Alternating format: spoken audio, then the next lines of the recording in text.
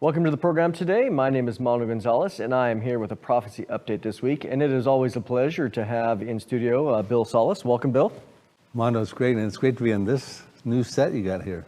First time I've been on it. Yeah, it's there's a lot been going on here, and Bill's actually in town to do some programs on some of his other materials. But since he's here, I didn't want to miss the opportunity to really to get into his brain about some of the prophecy things that are going on. And we really want to talk about that because there's a lot of news, especially Middle Eastern news. I mean, you look at Ukraine, you look at Russia, some of the buildup that's going on there. You see the Biden administration trying to play this middle game with the Vienna talks with Iran and the nuclear agreement there. We see Israel putting out threats because of the nuclear talks as it relates to not allowing Iran to have a nuclear weapon. And a lot of things are changing really day by day. There's been several things. Turkey, Russia, Iran. We have the Ezekiel 38 connection. We have so many other connections. I mean, Turkey right now is in a free fall economically with really the value of their currency, the lira. So there's a whole bunch of things that are coming in, and we talked about this just a couple weeks ago. But things are changing so fast. Let's talk a little bit more. What do you see as it relates to the current hot spots? I mean, kind of the different characters melding together. What's your thoughts? Well, let's talk a little bit about globally and then kind of zoom on the focus lens into the Middle East. It's interesting, you know, Russia's been in the news. They've got roughly about 125,000 troops near the borders of Ukraine. They've had a frozen war with Ukraine for about 7 years, but all of a sudden now, perhaps coincidentally or no coincidence, that the Biden's the president, they're moving aggressively in that direction, as is China with Taiwan. You know, is China about to move in on Taiwan? Geopolitically, Russia has a goal, as I understand it, to take over Ukraine because they provide an enormous amount of natural gas through Europe.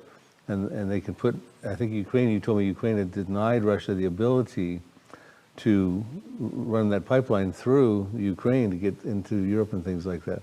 So that if they could take over Ukraine, they would have the ability to run their natural gas directly through, instead of through Turkey, which a lot of it goes through Turkey right now. They could actually go through Ukraine and divert it that way. So there's geopolitical reasons Russia's interested in the Ukraine.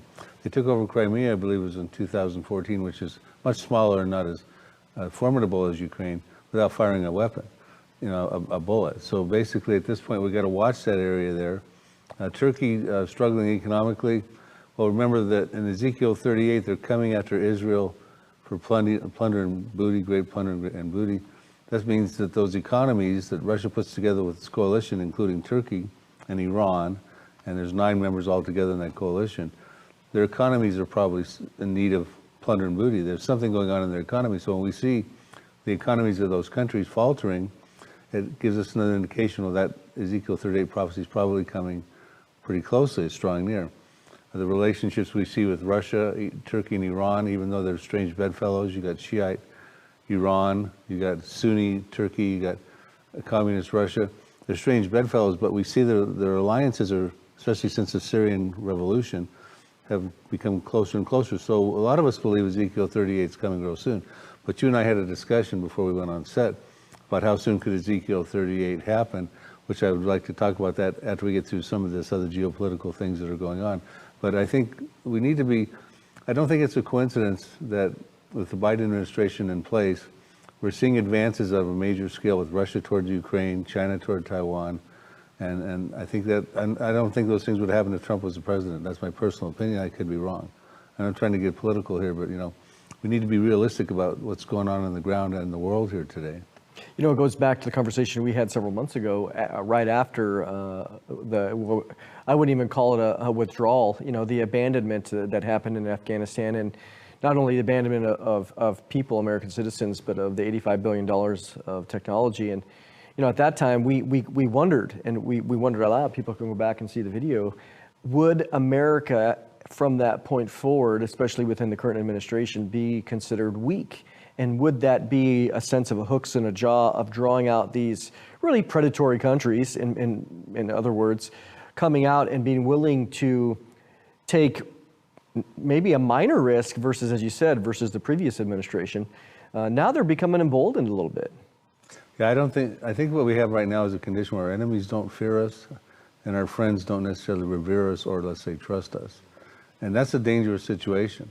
You're even seeing right now Saudi Arabia and the UAE, and of course UAE is in the Abraham Accords, United Arab Emirates, actually meeting with Tehran, to try to, because they're concerned about is Iran getting a nuclear weapon and taking over the Middle East, as they've already been doing with their proxies in Hezbollah up in Lebanon, Syria with Bashar al-Assad, Shiite militias in Iraq, the Hamas in the Gaza, the Houthis in Yemen.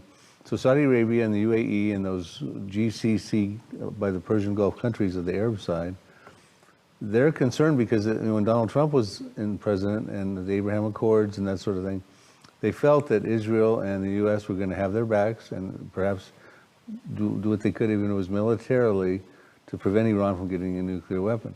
Now they're losing faith and hope in that process, so they're actually reaching out on their own to see what they can do to stave off, solve their own national issues with Iran. Again, the news comes in at really kind of light speed here, and the UN watchdog, we were just discussing this, that the UN watchdog has come out to say very clearly, Iran is not allowing them to go in and observe these sites, which is a breach of the agreement. Everybody knows it. But they've also recognized that, that agreement goes back to 2015, and here we are 6 years later, and they're recognizing that that previous agreement is pretty much worthless. So there's no going back, just re-engaging in that previous agreement. They have to come up with something new because the climate has changed, the circumstances have changed. That's right. Iran has moved forward and breached a lot of the different aspects of that JCPOA deal that was ratified in 2015.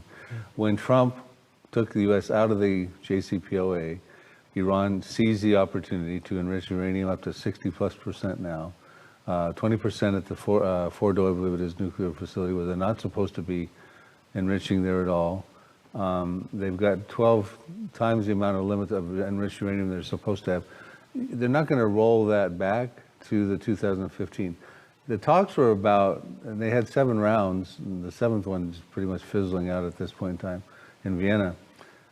It was mainly about Iran trying to push for U.S. sanctions to be removed, with the hope from the JCPO, the P5+1, that Iran would freeze roll back what it's to the 2015 agreement, which means, what about all that enriched uranium? What about the Fordo and uranium, et cetera? But Iran was saying, well, maybe we'll freeze some of it. And they never even had anything constructive done on that. Then they broke off, and that was after the 6 sessions. The 7th session they recently had, nothing came of that. I don't believe that anything's going to come of that, because even the Biden administration is concerned. Blinken, Secretary of State Blinken, said that he doesn't think they're serious. At this point, they're not really coming to the table with anything to offer. So I think they're just playing chess with the international community. And if you look at the history, it's like playing chess with somebody who is deliberately doing these things, and the person that's losing is just playing a foolish game. They aren't smart. They're making their moves, and nobody's calling them out. When the general comes out on the Sunday before the talks are supposed to start, and he makes threats against the existence of Israel automatically. Obviously they're not trying to soften anything or to gain goodwill. They're brazen. That's right. Yeah. So I'm not seeing that.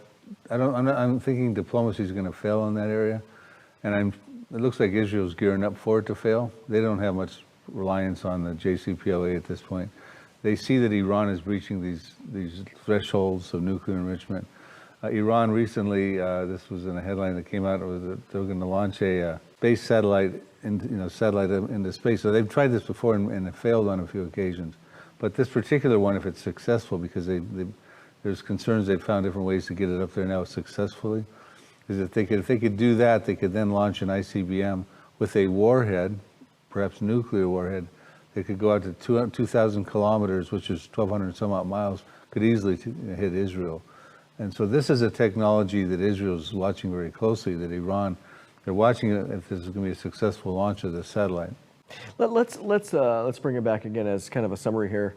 We've seen the Pentagon just recently, they denied Israel had asked for a couple planes, that they were supposed to get in 4 years. They asked him, "Can you bring it up bring it up in its delivery?" The United States just a couple days ago said no. So you can see that Israel's trying to prepare themselves, as we discussed before. When people discuss and say, hey, you guys are making a mountain out of a molehill, what's our response? How do you respond to that?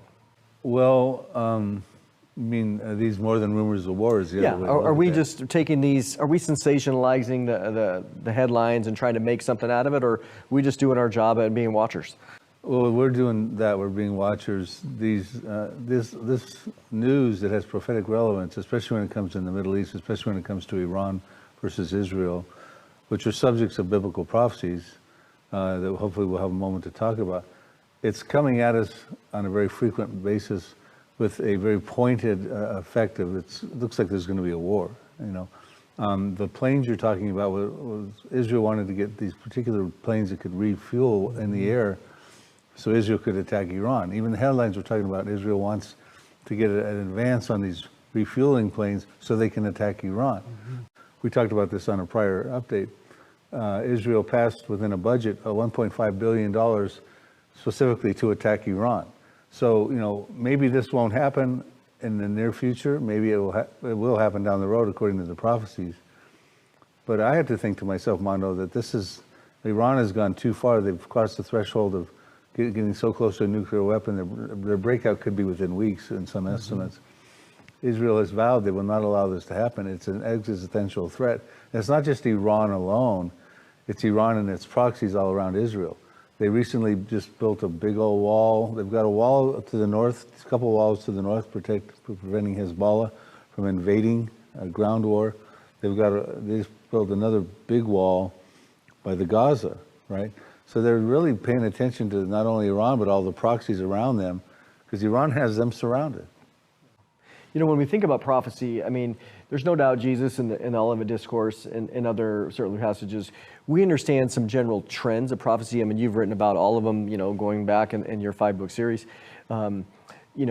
Pre-tribulation prophecy, I want to talk a little bit about that. But as we look forward, we say, okay, well, the reason that we're watching is because we know that there's some big things coming on the horizon. Certainly we've talked about Jeremiah 49, we've talked about the Elam prophecies, and Ezekiel 38, Psalm 83. There's several of these things that are out there. We know that there are no signs specifically for the rapture, okay? But there's these other prophecies that come into play that we're watching because why? If Ezekiel 38 was to happen tomorrow, or let's say 6 months from now, whatever, it's showing us that things are heating up in such a way that just means the rapture is that much ever closer, because there is periods of time when things are they ebb and flow in the prophetic fulfillment, right? That's right. And the other thing too is that, we're actually going to do a show on the pre-tribulation prophecies, which is a prophetic documentary that Pastor Tom Hughes and I did, 2-disc DVD. But the thing is, there's about 20 pre-tribulation prophecies that are pretty clearly going to happen before the tribulation. Of course, one of the real big ones in that, the good news for all the believers watching, is the rapture. Obviously, that's a pre-tribulation prophecy. But we don't know if that's going to happen before all the other 20 or so, or somewhere in the middle. Is God going to keep the church here to explain to the world, hey, the Damascus just got destroyed overnight? Read Isaiah 17:1. Bring glory to God through fulfillment of prophecies. Predictions that he issued through the prophets thousands of years ago, right? Centuries ago. We don't know, but one of those things that I believe is a pre-tribulation prophecy is Ezekiel 38. Will the church be here for that? Will we be taken out and then it happens shortly thereafter? So, these are interesting things, but we're seeing, like you said, if Ezekiel 38 is stage setting to come pretty soon, and I don't think it can happen immediately. I'd put it out there a little ways, but I see it's coming quick. What are the things that need to precede it? And perhaps the rapture is one of those things that could precede it. It doesn't need to precede it. But there are other things that have to happen for Israel to find itself in the condition described in Ezekiel 38, verses 8 through 13, where we find them as a safe-dwelling people brought back into the nations, brought out from the nations into Israel in the latter days, dwelling securely, without walls, bars, nor gates, and a land of unwalled villages, in receipt of great plunder and booty. And of course, Russia puts together this formidable coalition with Turkey and Iran and other members to come and invade that Israel. And because I don't see that Israel existing just yet, without walls, bars, nor gates, dwelling that securely with that much plunder and booty, I think that certain things have to happen to precede, to set the stage for that. So I'm looking at Ezekiel 38 coming up in the horizon, not necessarily, maybe not even in 2022. I see other things happening in 2022 that are prophetic, perhaps. Maybe 2023. It's going to take a few things to happen, in my estimation, for Israel to be in the condition that we find them in Ezekiel 38. You know, that's important because as we think about the timing, you know, a lot of us, you know, we get questions all the time, I'm sure you do, Bill, is when? Well, wouldn't we all like to know? You know, I mean, really. But the when is important because it helps us to see things, but a wise prophetic watcher doesn't give dates, you know, because it's a humbling act if you want to watch people who have done it. But in the meantime, I mean, certainly the Lord could come back today as a Christian, as a follower of Jesus, regardless of your prophetic perspective. We're called to be ready and watching at all times. We also know that by watching prophecy, it helps to keep us holy, right? We're to grow in holiness and purity because as we see these things, we want to be ready if the Lord comes and we stand before him on that day. And we want it to go well. I mean, it's one of our goals here. And so, you know, we have a good time. You and I have a great time talking in the sense that we're over here, well, what about this? And what about this? And what could be the scenario? And we say it with, you know, genuine humility. We love to conjecture. It's not wrong to conjecture. No one here is going to say, thus says the Lord. But let's talk about that for a moment because when we think about the scenario, I had asked you earlier, and you kind of mentioned it, when would you think Ezekiel 38 could happen? And you had said, maybe a year or 2 years out because of some other things that need to happen prior. What are those things? Right.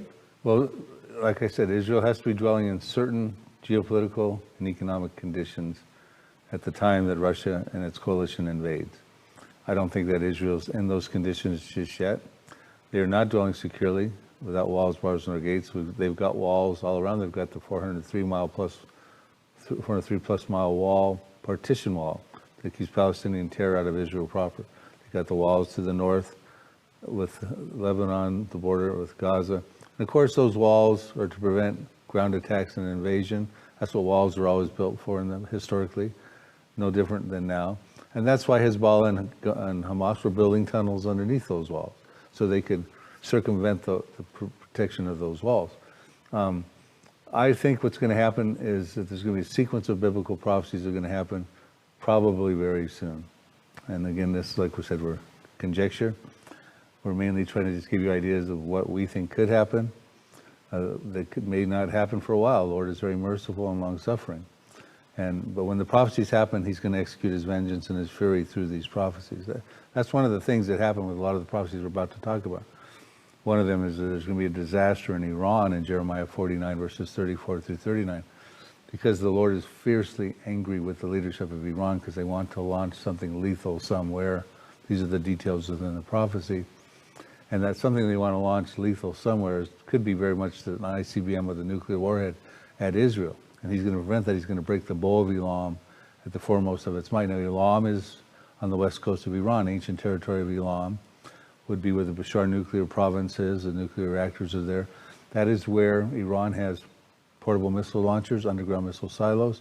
It's the closest part of Iran to attack Israel.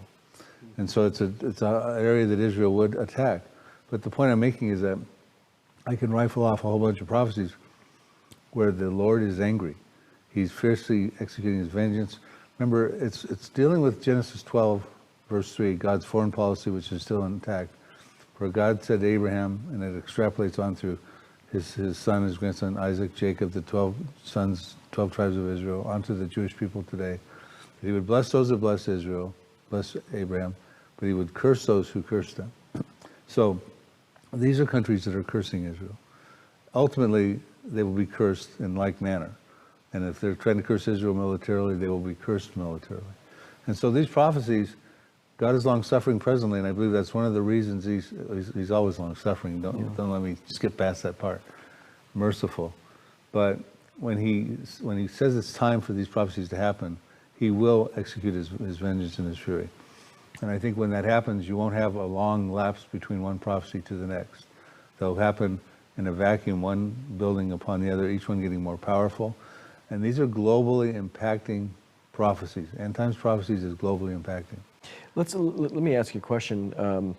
If we take the Psalm 83, Isaiah 17:1, as you mentioned with Damascus, you have what we discussed before in our Ezekiel DVD series, the inner ring and the outer ring, and then you throw in the Jeremiah 49, the Elam. So those three happening prior to Ezekiel 38 at some point. How strong is Persia? At that point, are they when the Ezekiel 38 happens, all these other more immediate enemies have been neutralized. Elam has already been wiped out because of that prophecy. Persia's there with Gog and Magog, the Russian component, and even Turkey. How strong are they?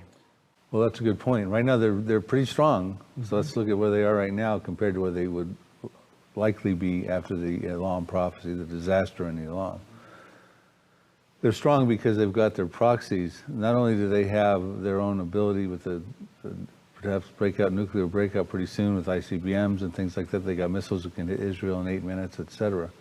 But they've got Hezbollah with 150,000 missiles to the north of Israel that have some of those precision guided. They've got Bashar al-Assad, who, it's no secret, he's got chemical weapons. They got Hamas that wants to push Israel into the sea that always flares up and sends missiles into southern Israel. And they're going to be able to, they've actually shot missiles toward Tel Aviv in the last go-round. If it wasn't for the Iron Dome taking out a lot of those missiles, there'd been dead Israelis in Tel Aviv. So, and there's Shiite militias in Iraq, etc.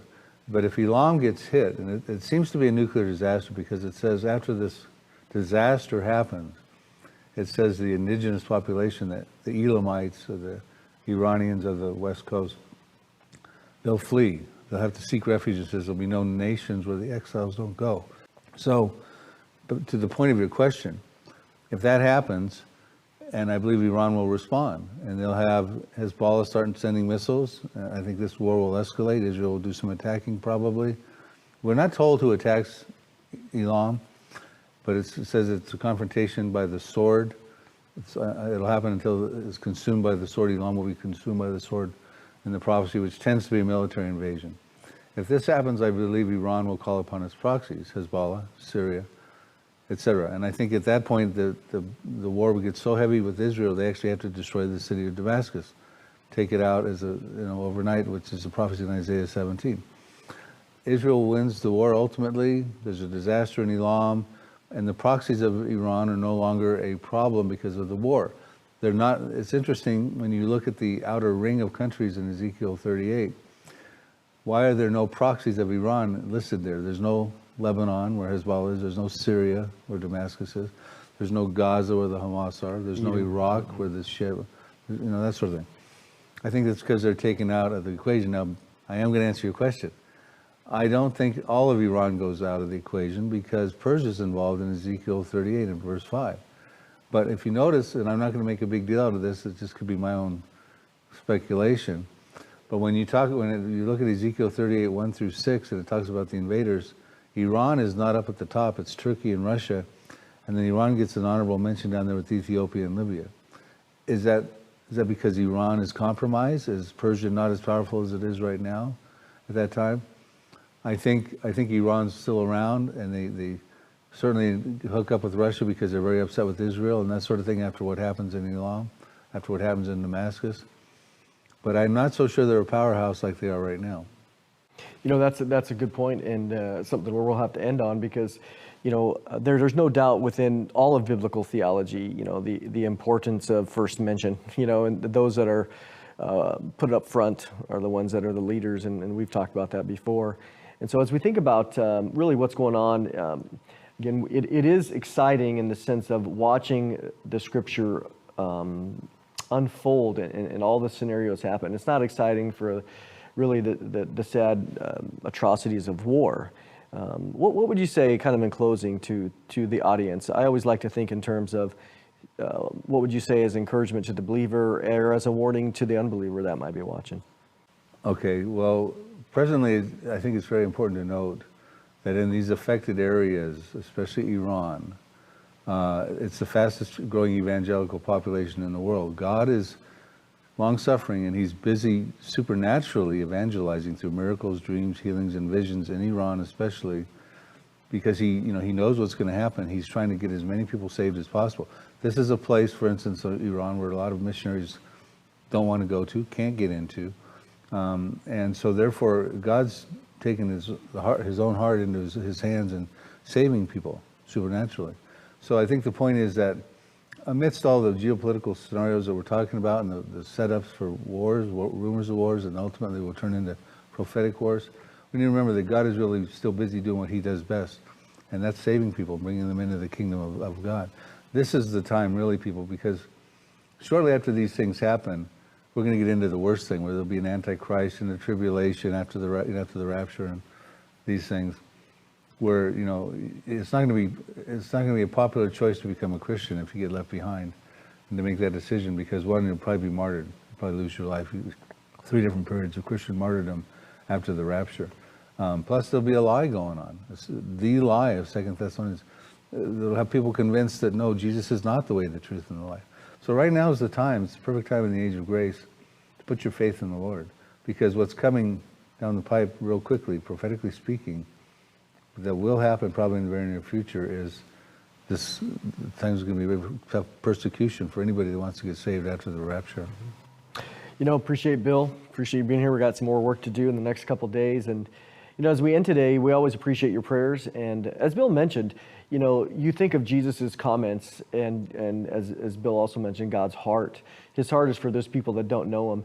And, God is coming to bring a time of 7 years of judgment. His patience with mankind's rebellion has come to an end, and he desires to make things right, and he is going to come judge the world. And it's right for him to do that. He doesn't apologize for judging sin. And so as we think about that, we also know Jesus' heart in Luke 21:36, where he right in the middle of the Olivet Discourse, he's talking about all these end time scenarios, and he says, pray that you would be counted worthy to escape all these things and to stand before the Son of Man. And so when we think about that promise, for us it's exciting, because we have the opportunity to be saved certainly by the Lord's death and his resurrection, and to stand before him and to escape these things that are coming on the earth, because ultimately God is going to start fresh and rule for 1,000 years on earth, as we've talked many times. Again, God's heart is to see mankind flourish, and not to be in this era of immorality and confusion and everything else. So again, as always, thank you for watching, and we will see you next time.